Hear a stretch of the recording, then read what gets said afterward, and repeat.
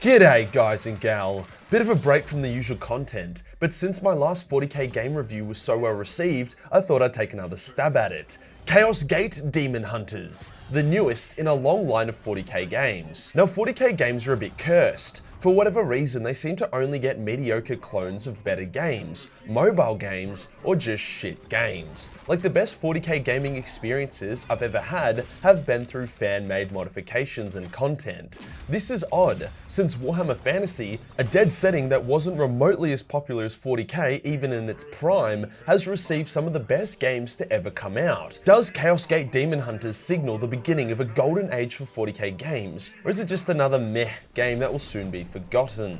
It's important to quickly note that this video is in no way, shape or form sponsored or under any conditions. I got early access, but that's about it. The embargo is over, so if I want to spend the next 10 to 15 minutes calling this game a piece of shit, then I am free to do that. I just want to make it clear that there's no bias or hidden agenda here. Today we'll review each of the key aspects of Chaos Gate Daemonhunters. These are the gameplay, the features, the graphics and art style, the story and writing, the music, sound effects and voice acting, and finally the actual company itself in regards to their care factor for the game and IP. Then I'll give a conclusive score out of 10 before either recommending you buy it now, wait for updates, wait for a sale, or don't buy. Let's get into it. First up is the gameplay. Let's talk about the obvious cockmeat spinning around. Yes, this game is a bit of an XCOM clone, which isn't the worst type of clone considering XCOM 2 is considered to be a very good game. I haven't played XCOM, which might actually be a good thing, as I'll be able to review Chaos Gate as a standalone game rather than seeing how it matches up to XCOM. At first, I was a bit worried about the gameplay, to be honest. Not because it was shit, but because those slower turn-based RTS games don't usually ignite a stiffy. This was a big reason why I passed over XCOM 2 despite it seeming right up my alley. Surprisingly, I found myself enjoying the gameplay quite a lot. Turns out that it's not strictly turn-based. You can set traps and kill zones that activate when it isn't even your turn. A favourite moment of mine was when a fuck-huge horde of Nurglite sluts was coming for my booty. I had to hold the line for a couple turns, so I set all my Grey Knights to Overwatch mode, meaning they shoot anything that enters their line of fire. As such, when the enemy charged, there was a great deal of shooting and killing. Just as I got overrun, my team was extracted and the mission was successful. It was pretty hype, and it took place very early on in the campaign. In regards to gameplay, there's two elements. The main part, which is the missions that I just mentioned, and then there's the ship menu, where you select upgrades for your vessel, research upgrades, plot your course, select missions, and modify your squad's appearance and loadout, or just engage with the different support characters to learn bits and bobs of the lore. Whilst the ship build menu initially gave me a bit of like a mobile game vibe, one of those shitty base builders, as I gained access to more and more of the options, it turned out to be interesting and sophisticated enough to break off from that first impression. One thing that surprised me was the fact that this game is quite sandboxy. You select the system you want to visit, which in turn allows you to select what mission and map you want to play with. You can also customize each member of your squad without exception. So if you want 4 motherfucking Terminators with power hammers to Leroy Jenkins in and wreck some tits, you can totally do that. I personally wouldn't, as without an apothecary you're kinda fucked, but I'm sure you nerds can make it work. Back to the mission map, because that's what we actually care about. There are different methods, tactics, and strategies you can use to complete a mission. There definitely isn't one optimal approach that forces you into linear gameplay. When I started, I was overzealous and kept overextending, making my Grey Knights take unnecessary damage, which caused them to keep getting wounded in the post-battle screen. More on that in a second. As such, I learned to approach slower and more carefully, ensuring my squad could cover each other's backs whilst protecting my apothecary. I found I was getting shot on way less. In saying that, the game is pretty punishing. I chose to play on standard difficulty and I was finding it tough. The AI is relatively smart, flanking you, setting up kill zones, and targeting isolated squad mates. There was one moment where an enemy cultist pinned my Grey Knights, then his mate threw a mine down in the pin zone that would explode next turn. I had to really think about how to deal with that. On top of that, if a Grey Knight falls below 50% health, he will be wounded for quite a decent amount of time, pretty much ensuring he is weakened for the next mission. If they get downed, then they are critically wounded, meaning they may not even be available next mission. This approach is a good one on one hand, as it makes you want to play smart and keep your dudes healthy, but it's a little frustrating how it seems to punish a full send it melee only approach. Or maybe it doesn't and I'm just too shit, but you see what I mean. Another punishing aspect is the warp surge system. Every turn a warp meter fills up, and when it gets to 100%, the enemy either gets a buff or you get a debuff, or something happens to the map that benefits the enemy. Empowering your abilities with psychic force also fills up this meter. I like this as a concept, but I wish its effects were more random and neutral, like one of your warrior's next hit creating a warp explosion that hurts him and his target, or a warp rift opens that shoots out core knight demons that attack both you and the enemy. It's kinda anti-fun when you want to use warp powers, and as a result of using them, your entire squad gets -1 max HP. The map environment can be used for protection or even as a weapon against your enemy. Choke points and flanks are readily available. As your squad levels up and you progress throughout the game, you unlock more and more shit, which expands your tactical options. This is important, as a bunch of level 1 plebs with tier 1 basic grenades aren't going to go so hot against some of the greater demon boss fights you have to deal with later on. Each unit has action points as well as WP. Action points is for shit like movement, attacking, shielding, reloading, the basic fundamental stuff. WP is for special abilities, your apothecary's heal, empowering attacks with psychic bonuses, that kind of stuff. It's important to manage your action points, as if you charge in too far, you won't have the points remaining for that turn to kill the enemy, so you just end up standing there looking like a fucking idiot as the enemy absolutely unloads on you. Where the game really shines is the boss fights. I took on a greater demon of Nurgle, and I lost. He had the ability to heal via absorbing Nurglings, and there were multiple Nurgling spawners across the map,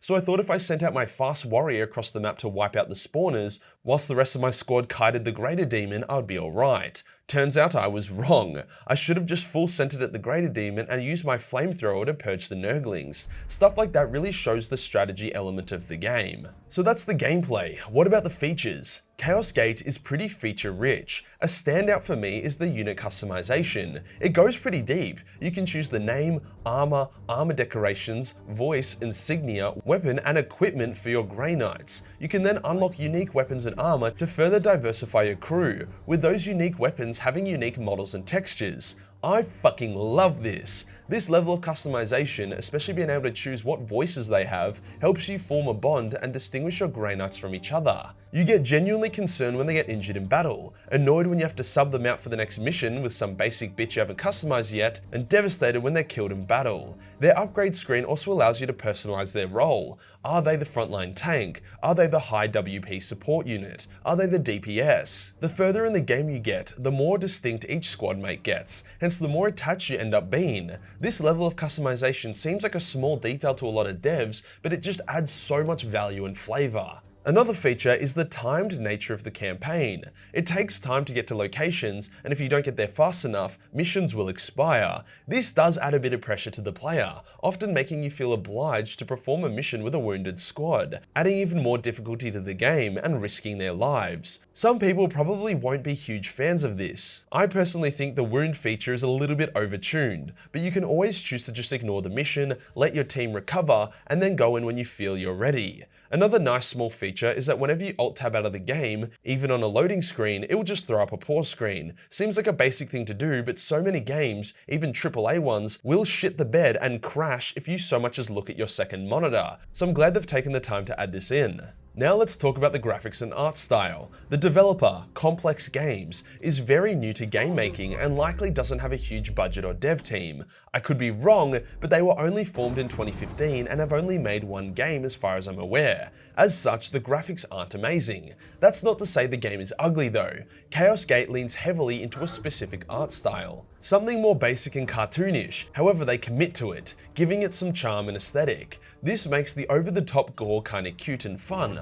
After all, if you smack a cultist with a force sword or shoot him with a storm bolter, he's going to turn into mush pretty quickly, and the game definitely reflects that. The animations did take a bit to get used to, especially the cinematics. They can come across as a bit silly and clunky, almost as if everything lost its weight and impact at times. It does kind of suit the art style, but with how serious all the characters and dialogue is, it's a bit out of place. In saying that, I do appreciate how many cinematics the game has. There are dozens of them, and it's definitely appreciated to break up some of the more grindy sections. The mid-battle animations, however, are very cool, and I haven't gotten sick of them yet. It's very satisfying to get an up-close slow-motion execution of the enemy captain who has been giving you a bit of a hard time.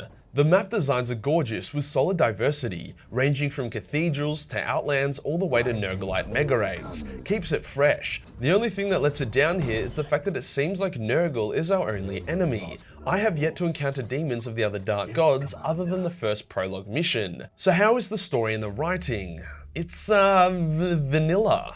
Each character is super fucking serious all the time. Which makes sense and doesn't feel out of place, but it's also not that inspiring. It feels a bit jarring when you try to put in a very textbook grimdark Warhammer plot and dialogue with a comical cartoony art style. A lot of the enemies look and sound quite silly as well, so it's hard to get immersed in the whole "I'm a badass Grey Knight" vibe. For the plot, you take on the role of the commander of a Grey Knight strike cruiser. After your predecessor dies, you don't actually play as yourself or send yourself on missions, but it's basically acknowledged that you are in command. I actually named my main dude Majorkill, and I roleplay as if he's the character that everyone speaks to, which so far hasn't sparked any conflicts in the story, so that's definitely an option. The story is that you discover some Nurglite corruption across the galaxy after an Inquisitor comes aboard your ship.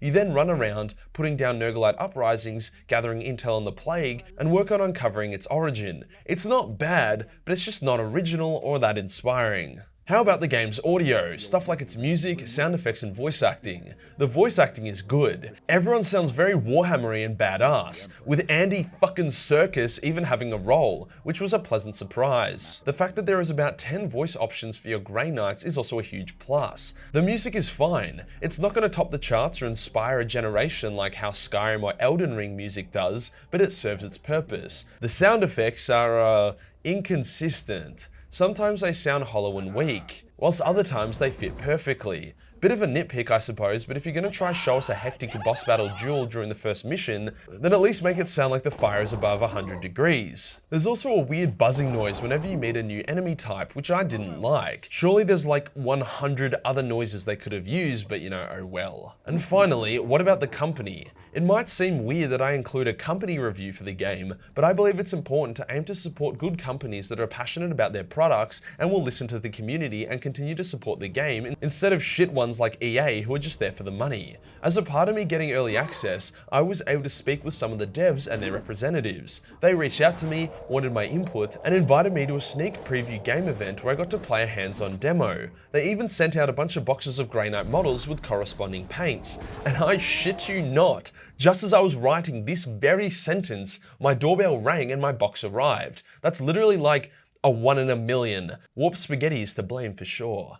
Now this early access event, the free game copy and special box wasn't conditional. They didn't say we could only get it if we say nice things. All we had to do was sign an NDA stating that we wouldn't leak the game's contents before the embargo was done, which is very standard and expected. This, in my opinion, is a great way to reach out to creators. After all, if you back your own product, you shouldn't need to force them into contracts to say nice things. I could tell from talking to them that they were really excited about the game, and almost giddy for me to watch the Exterminator cinematic they had put together. You can tell the game is a labor of love, with a new dev company likely working on a tight budget and manpower, putting everything they have into it. So from a company standpoint, I think they're good. I mean, they could end up being a bunch of secret murderers, but from my experience, they were lovely. So now we've gone through and reviewed each aspect of the game. What's my verdict? Chaos Gate Daemonhunters isn't going to win Game of the Year, nor is it going to launch RTS games to the forefront of gaming. It is by no means perfect, but I really enjoyed it. Like, I buy most 40k games that come out, and I usually forget about them after like 2 to 4 hours of playing. For Chaos Gate, as soon as I upload this video, I'm gonna go back to playing it. It's a labor of love, from the small immersive details to the big grand design. I also did not experience a single bug during my multiple hours of gameplay, nor did I experience any crashes, performance drops, or just anything of the sort. Chaos Gate is the herald of a new generation of highest standard 40k games, and as such, I'm giving it an 8 out of 10. There is some room to improve. Stuff like the lack of enemy diversity, a bit too much of anti-fun player punishment system, and a few quality of life fixes that could help increase the pace of the game. But these are all minor, and I'm sure future updates and DLC will address them. I'm unsure if they will support modding, however I hope they do. Being able to play as your favorite loyalist chapters or just increasing the customization customization options would spruce up the game even more. Whilst I don't consider this game a must-buy like I would with Elden Ring, I highly recommend it. The fact that it launched bug-free with all its initially promised content justifies a full price purchase. If you're an XCOM fan, then you'll likely love this, and even if you aren't, like me, I reckon you'll still find it highly enjoyable. If you guys enjoy this review, I'll probably end up streaming Chaos Gate this weekend if you wanted to see live gameplay before making up your mind. That's all I've got for you today. Have a good one. Peace.